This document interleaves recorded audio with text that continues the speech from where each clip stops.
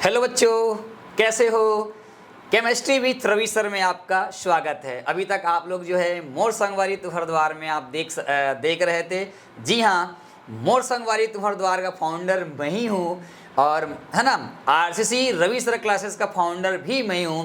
प्यारे बच्चों, अभी आने वाले समय में मैं इंटरव्यू ले रहा था, अभी ले ही रहा हूँ।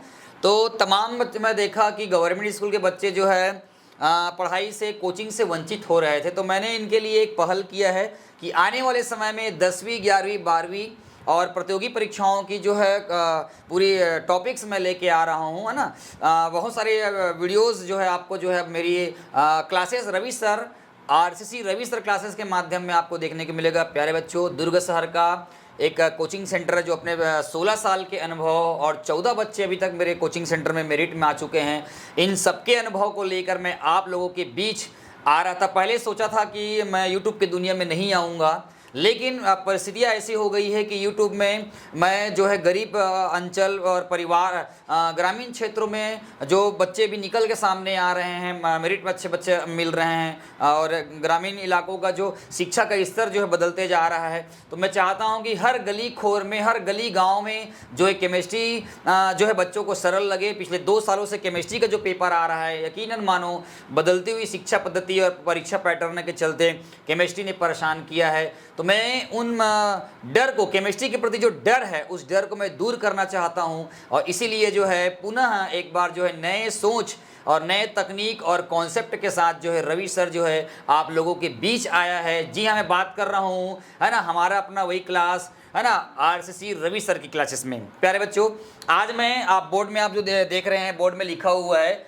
ये आपके लिए कुछ खास बातें हैं। जी हाँ, पूरा एकदम मैं 0 लेवल से लेके आऊँगा। आप एकदम निश्चिंत रहिए, आपको डरने की ज़रूरत नहीं है। जी हाँ, केमिस्ट्री को मैं आपके डर ख़त्म कर दूंगा। एक ऐसी केमिस्ट्री जो बदल देगी आपकी हिस्ट्री, है ना। और बोलते हैं ना, क्यों पड़े हो चक्कर में, कोई नहीं है टक्कर में, और अब की बार कितने तैयार है। तमाम वो चीज़ जो मैं लेके आपके ऊपर लेके आ रहा हूँ। तो बस आपको तैयार होना है ना, और कुछ करके दिखाना है। अगर अभी 10वीं से अगर आप 11वीं जा रहे हैं या 11वीं से 12वीं जा रहे हैं और आपकी केमिस्ट्री ढीली हो गई है और आपकी केमिस्ट्री परेशान कर रहा है, तो परेशान होने की ज़रूरत नहीं है। रवि सर आप लोगों के बीच में हैं और निश्चित रूप से बता रहा हूँ, आपकी केमिस्ट्री की दुनिया को बदल देगा, ये मैं आपको विश्वास दिलाता हूँ। बस आप सपोर्ट करिए। तो सबसे पहले आज मैं बात करूँगा, यदि जो बच्चे 10वीं से 11वीं जा रहे हैं या 11वीं से 12वीं जा रहे हैं, तो ये उनका पहला पड़ाव है। अभी आपको पुस्तक खोलना नहीं है, ना 11वीं में खोलना है ना 12वीं में खोलना है। तो सबसे पहले ये जो चीज़ बता रहा हूँ, है ना, उस चीज़ को पहले करना है, उसके बाद जो है पुस्तक खोल के अपन आगे बढ़ना है। तो हमारा पहला पड़ाव है, आपको ये कुछ दिख रहा है, 10 पॉइंट दिख रहा है बच्चों, इसके बारे में मैं आप लोग को मैं जिक्र करूँगा। यहाँ पर लिखा है, देखो, केमिस्ट्री टॉप 10 बेसिक कॉन्सेप्ट।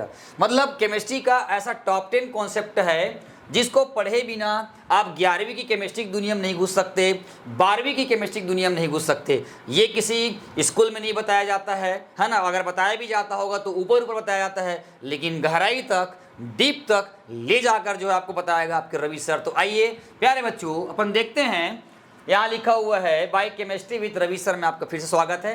तो जब आप 10वीं से 11वीं में जाएंगे या 11वीं से 12वीं में जाएंगे, तो पहले ये 10 जो पड़ाव है, इस 10 जो सीढ़ियाँ है, सबसे पहले इसको क्या करना, आप लोग ख़त्म करना। और मैं लिख दिया हूँ, इसकी वीडियो लगातार 10 वीडियो बन के भी आएगी। तो देखो, सबसे पहले अपन को क्या करना है साथियों, यहाँ पहला पॉइंट लिखा हुआ है, तत्वों के नाम, एलिमेंट्स नेम्स, लैटिन नेम्स, उसका सिंबल्स, है ना, उसका फार्मूला, ये सबसे पहले याद करना है। जैसे आपको पता होगा कि हम सोडियम के बारे में जानते हैं, सोडियम का लैटिन नाम क्या होता है, नेट्रियम होता है, लिखते उसको Na है, लेकिन पढ़ते कैसे हैं, सोडियम, है ना। तो सोडियम का SO होना चाहिए। उसी प्रकार पढ़ते हैं पोटेशियम, तो पोटेशियम को हम लोग क्या पढ़ते हैं, है ना, लिखते पोटेशियम है, लेकिन उसका लैटिन नेम होता है कैलियम, तो उसको क्या लिखते हैं, के लिखते हैं। तो ये वाला पार्ट वही है, तत्वों के नाम, लैटिन नाम, सूत्र, संकेत। तो सबसे पहले बुक के पीछे में दिया रहता है ना। तो ये आप पहले उसको वहां से जाके याद करोगे। सेकेंड नंबर बोल रहा है तत्वों के परमाणु क्रमांक, एटॉमिक नंबर ऑफ एलिमेंट्स। उसके बाद उसका क्या करना है, एटॉमिक मास याद करना है। जैसे आपको ज्ञात होगा बच्चों कि कार्बन का एटॉमिक नंबर कितना होता है, 6, और उसका भार कितना होता है, ये आपका 12। तो ऐसे भी ना बहुत सारे एलिमेंट्स के बारे में ऐसे आपको याद करना पड़ेगा, ठीक है। उसके बाद तीसरा दिया है तत्वों को, है ना, तत्वों के संयोजकता ज्ञात करना या निकालना। अब जैसे मान लो आपका मैं बात करूं ऑक्सीजन, तो ऑक्सीजन का कितना होता है 8, इसको लिखते कैसे हैं 2 और 6, तो यहाँ पर इसकी जो ऑक्सीडेशन नंबर है वो +6, और या इसको ऑक्टेट पूरा करने के लिए कितना चाहिए 2 चाहिए, तो -2। तो ऐसे आपके तत्वों के वैलेंसी ज्ञात करना, याद करना है और निकालना भी आपको आना चाहिए। क्लियर हो गया 3। चौथा नंबर चलते हैं। चौथा नंबर ये बोलता है मुल्कों के नाम, उसके प्रकार, धनात्मक ऋणात्मक संयोजकता ज्ञात करना। मूलक 2 है ना, अम्लीय मूलक होता है, क्षारीय मूलक होता है, एक में माइनस चार्ज होता है, एक में प्लस चार्ज होता है। तो आपको मूलकों के नाम भी याद करना है और उसके संयोजकता भी याद करना है। जैसे सपोज भाई ये देखो SO4 2-, इसका नाम होता है सल्फेट, अब इसकी संयोजकता होती है -2। उसी प्रकार होता है PO4 3-, PO3 और आपका 3- होता है। इसको पढ़ते हैं PO4 3- फास्फेट और PO3 3- फास्फाइट। तो देखो नाम पढ़ने के अलग अलग होते हैं, तो ये आपको है ना क्या करना है, तत्व या मूलकों की सहायता से ना ये आपको मूलकों के नाम पढ़ना है, धनात्मक कौन सा ऋणात्मक कौन सा होता है, ये संयोजकता पढ़ना है। चौथा नंबर में ये हो जाएगा। अब जब मूलकों के नाम और तत्वों के नाम जब आपको याद हो जाएंगे तो वहाँ पे क्रिस क्रॉस फार्मूला का यूज़ करके जो है अपन को यौगिक बनाना भी सीखना है, ठीक है। ये अगला सीढ़ी हो गया। उसके बाद है महत्वपूर्ण यौगिकों के आणविक द्रव्यमान ज्ञात करना। जैसे ग्लूकोज जानते हो आप लोग, पढ़े होंगे, ग्लूकोज होता है C6H12 और आपका C6। कार्बन का मास कितना होता है 12, तो 12 छके कितना हो जाएगा 72 72। हाइड्रोजन कितना होता है 1, लेकिन दिया कितना है 12, तो कितना हो जाएगा 12 प्लस 16 होता है। ऑक्सीजन का 6 यहाँ पर दिया है, 16 छक्के कितना हो जाएगा आपका 96, ठीक है, कितना हो जाएगा 96। और इस तरह से पूरे ऑल टोटल इसको जोड़ोगे तो कितना आ जाएगा 180 आता है। तो ऐसे यौगिकों के एटॉमिक मास भी आपको है ना निकालना, आपको एटॉमिक मॉलिक्यूलर मास निकालना भी आपको आना चाहिए। उसके बाद आवर्त सारणी में SPDF ब्लॉक तत्वों को उनके स्थिति के आधार पर, अब आवर्त सारणी पुस्तक में दिया रहता है, पार्ट के चैप्टर पीछे में देखे होंगे, S ब्लॉक है, P ब्लॉक है, D ब्लॉक है, F ब्लॉक है। तो S ब्लॉक में कौन सा तत्व है, P में कौन सा है, F में कौन सा और D में कौन सा है। तो ऐसे तत्वों को भी अपन को क्या करना है, याद करना है, विथ उसकी स्थिति के हिसाब से याद करना है। तो ये भी हो गया, ये भी इंपॉर्टेंट है।